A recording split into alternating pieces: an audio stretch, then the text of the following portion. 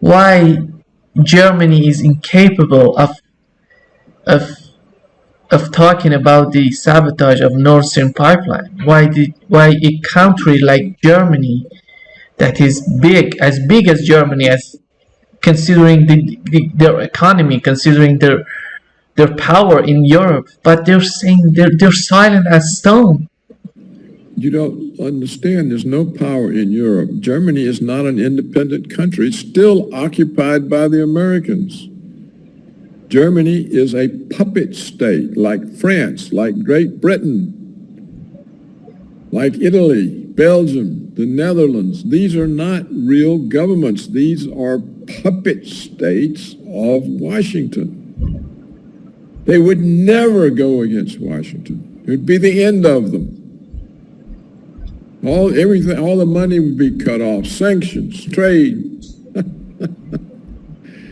NATO itself is not strong in the sense of being strong from America. NATO is an American operation. NATO is one of the ways the United States has made Europe into an empire for the U.S.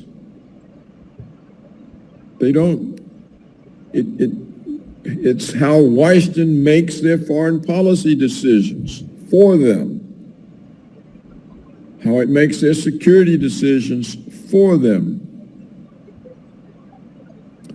The notion that Germany is going to come up and stand up to Washington that's implausible. I see. I mean, look, the Americans have brainwashed the Germans ever since 1945. We control their education. We've told them they're all a bunch of Nazi Holocausters, and they're full of evil. They've done terrible things to the world, and that's what's taught in the school. A German grows up thinking he's a world-class criminal. That was our intent. If you're a German historian, you can't challenge anything about World War II.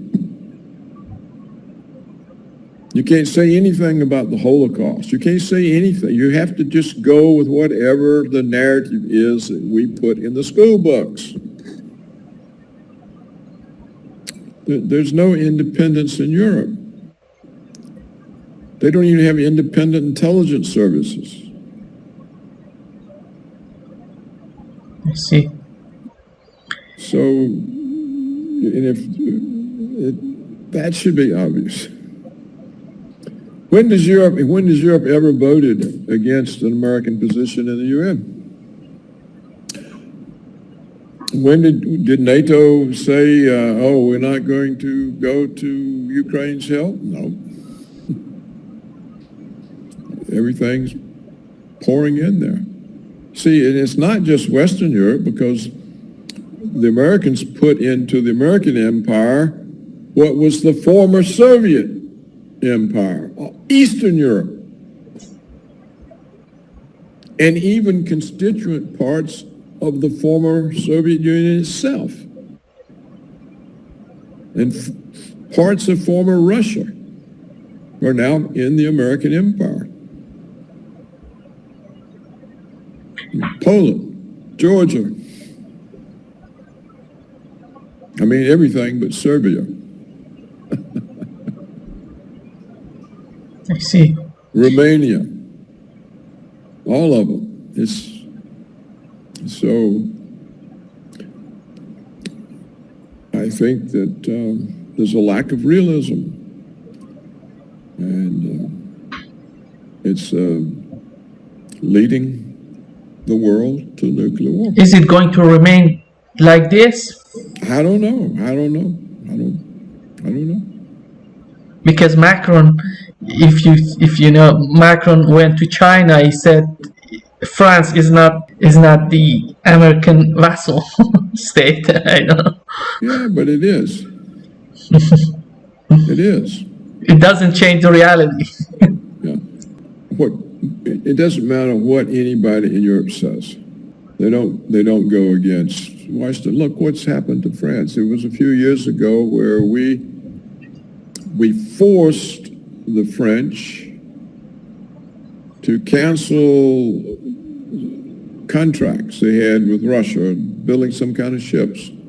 We forced them to cancel them, and even though it put huge numbers of French workmen out of jobs, and the French had to pay huge sums of money, billions of dollars, to the Russians for violating the contracts. Right after that, we brought charges against the big French bank, and we forced them to give almost all their capital to us. Well, we were going to do terrible things. The French government never did anything but go along with Washington. It let us destroy its shipbuilding industry. It let us literally destroy its biggest bank. I mean, what do? They do nothing. There were years ago, I had an opportunity to ask the Assistant Secretary of Defense for International Security Affairs in Washington, in his office. I said, how is it the United States always gets Europe to do what we want? Money, he said. I said, oh, you mean foreign aid? No. We give the leaders bagfuls of money. We own them. They report to us. That's the story. He didn't make it up. He actually didn't approve of it, but he couldn't do anything about it.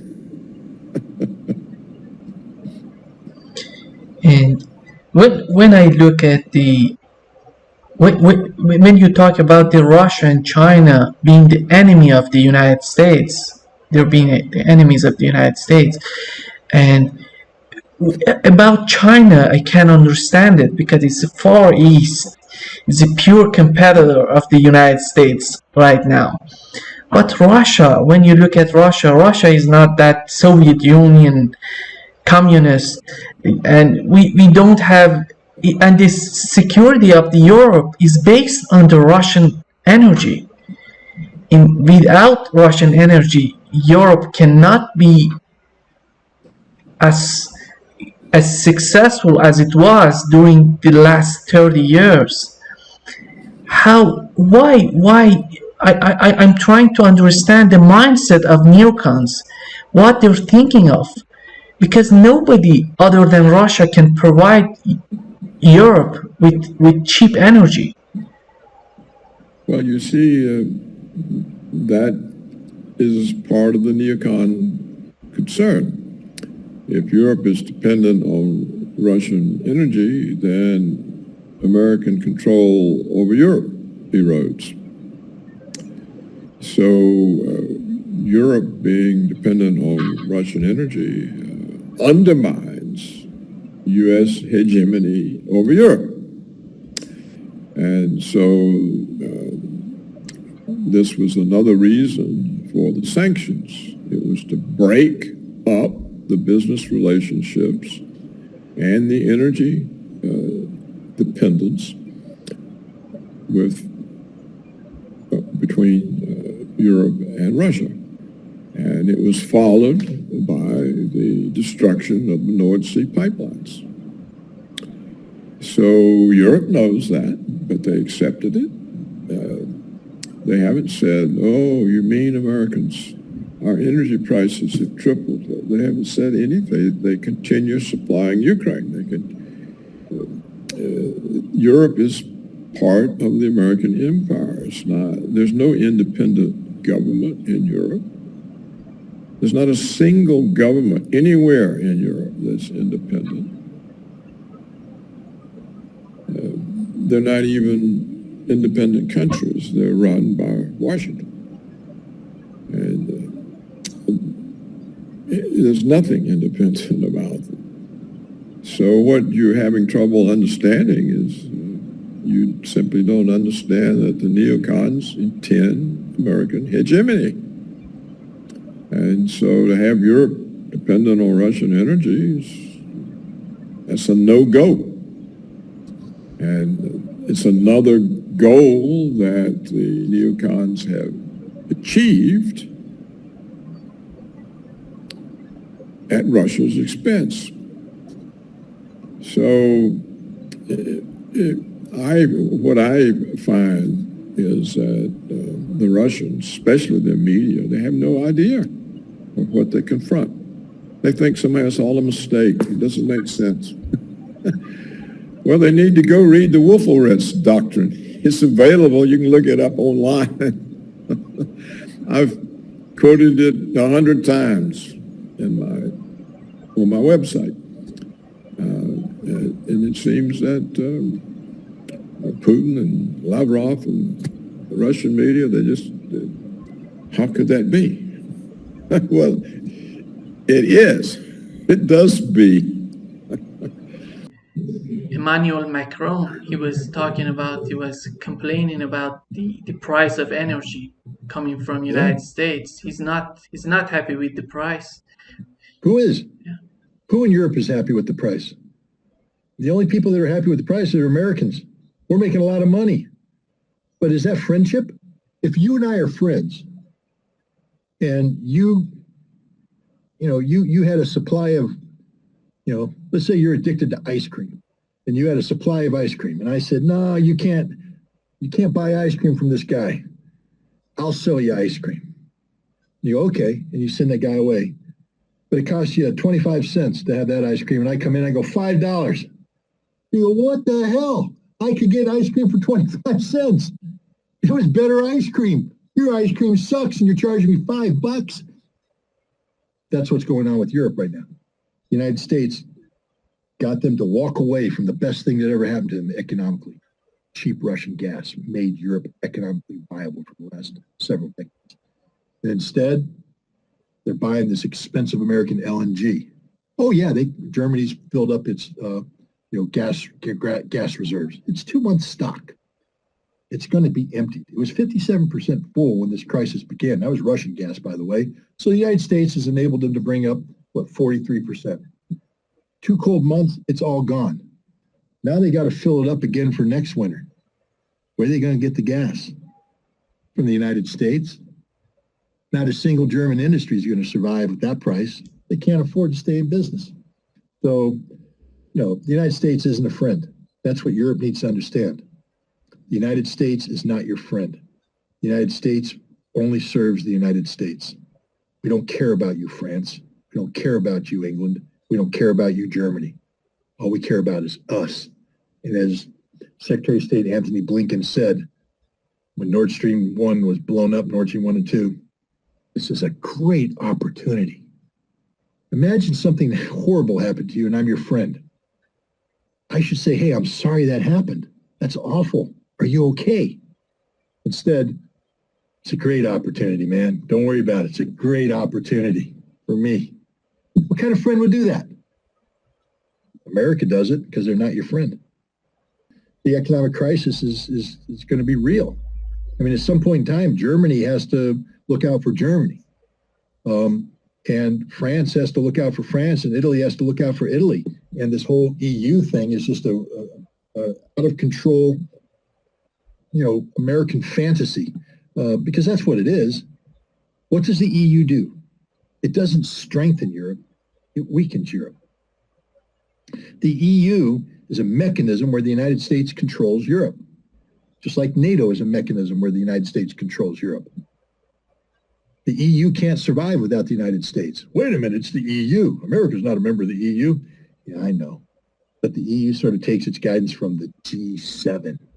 The G7 is dominated by the United States. American economic policy dictates European economic policy. Find me a European nation that's willing to say no to an American sanction of another country. They won't, because they know what will happen. They're cowards. They're children. They're 32-year-old children living in their mother's basement. They can't get out because they're scared. They're so used to having mommy feed them, mommy tell them what to do, that they're afraid to get out and live on their own. That's Europe. A bunch of scared children living in their mother's basement. The mother is the United States. And that's NATO. There's not a single viable military in Europe today. Not a single one. There's not a military that can stand on its own. What about the French, you might say, with a better French accent than me? Didn't they go to Africa to fight the terrorists? Yeah. Who flew them there? We did. Who provides the intelligence support? We do. Who provides the logistics support? We do. France can't do anything without us. Nothing. And that's France. Germany. Germany can't do anything. I mean, a German military officer, you ask him to think, he's going to call up his counterpart in Washington, D.C. What should I think? What should I say? What should I do? They're incapable of independent thought. The British, if we wait much longer, there won't be a British military. It's just shrinking in front of us. The amazing shrinking man, down to nothing. There's more generals than there are, men almost. That's an exaggeration, but, no. What military? The only military of any consequence in Europe is Turkey. And most of that military is actually in Asia. So no, the NATO's nothing. They've not funded themselves. They've not trained. They've not prepared. They're not ready for war. Not at all. So what's going to happen when, Europeans are going to start asking themselves the question, why are we in this situation? How did it come to this?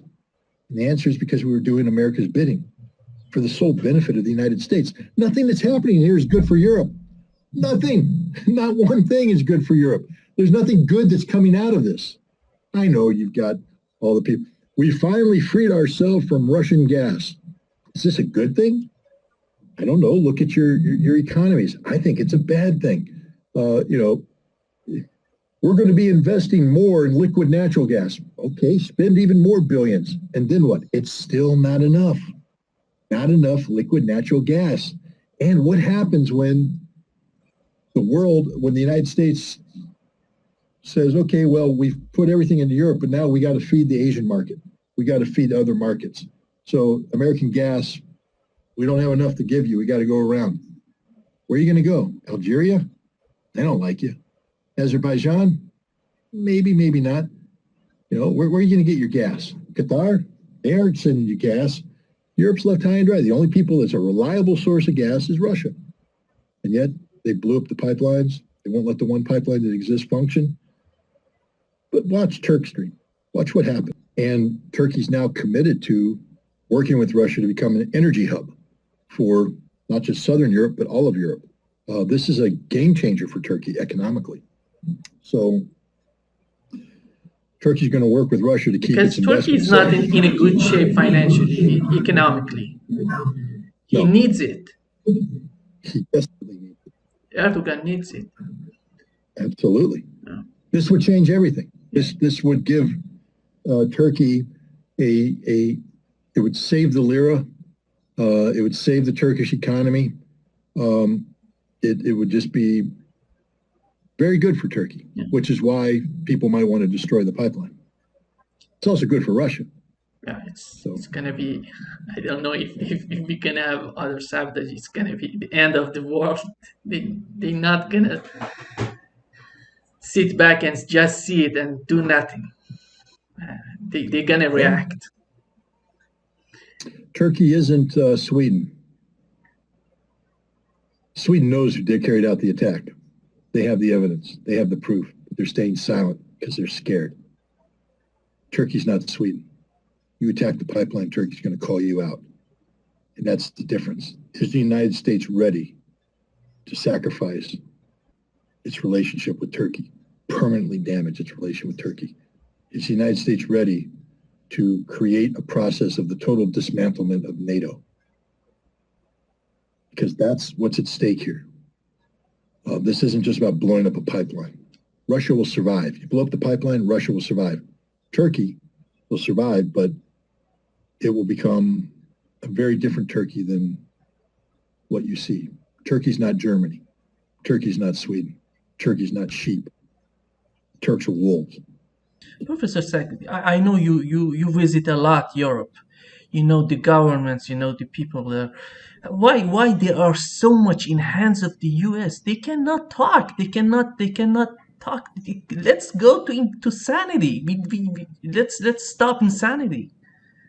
One thing is, just the mere fact that you're 27 countries rather than one big one, That makes a difference.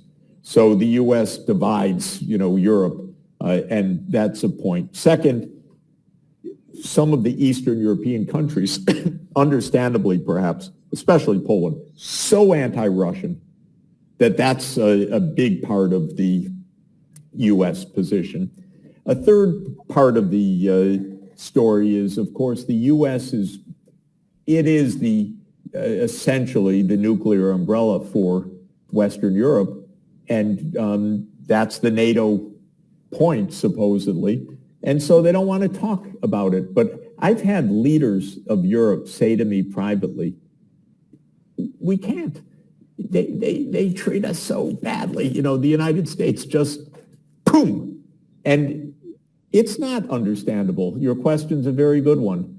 I expect Europe to understand its situation and to say we need a negotiated outcome on this. It's not anti-American. It's not anti-Ukraine. It's actually going to save the situation. They haven't said it yet. I'm not giving up. I have to give you a frank answer. I can't understand it. It's fact. They still are under the thumb of the United States, but you draw an important distinction between the people and the rulers that they elect. Now, I can understand why the Germans would suffer the loss of their industries and let their people suffer from the cold this winter rather than accept what little Russian gas they need to get through the winter, and why they would not suspect that people who have talked about getting rid of Nord Stream 1 and 2, that they weren't responsible? Well, come on, Who benefits from the destruction, from the sabotage destroying these pipelines? Well, I'll leave that to your viewers. So, in other words, here are the Germans. They had a chance. There was one line still is a little bit open. Will the Germans freeze to death? Will they let their industries falter just because the U.S. says, no, you can't do that? Well, that defies explanation, and that's why I have none. I have no explanation. It's the same for the French. You would think that the U.S. hand, after 77 years from the war, would have gotten a little weaker, where these people would stand up and think for themselves. Well, I'm not afraid. I fully expect that the people in these countries, France, Germany, in Czechoslovakia, there have already been 70,000 people demonstrating in Wenceslas Square against these policies. So I think that this is going to be a short-lived sort of thing. That as soon as the European populace realize that they're being had, that these people ruling them have something really queer about them, where they can't stand up to Uncle Sam, and where they will even condone the destruction of the pipelines that would have been their salvation and not even complain, or worse still, blame it on guess who? The Russians. So we're asked to believe that the Russians destroyed their own pipelines? I mean, hello? They could have just turned the spigot off, right? Oh, God!